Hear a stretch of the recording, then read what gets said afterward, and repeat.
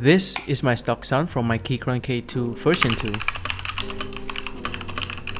2. Yeah, I know, it's not good.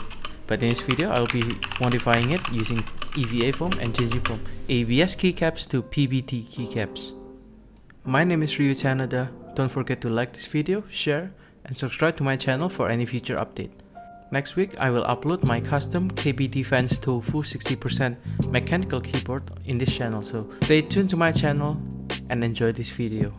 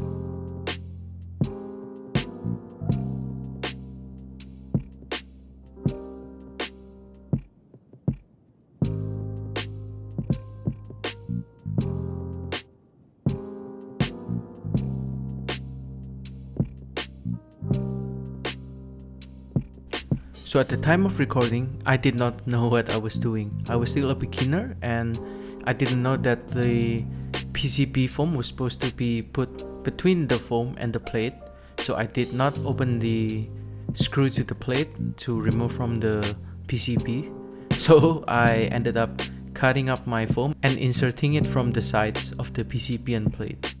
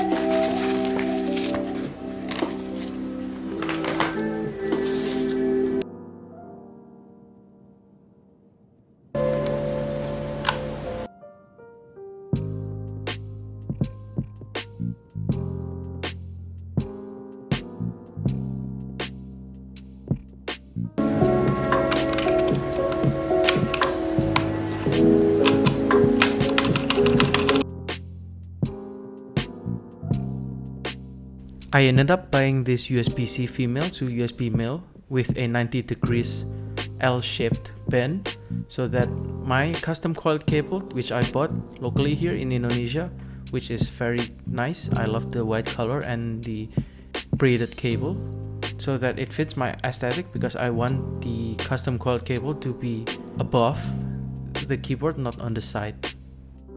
This is the after foaming sound.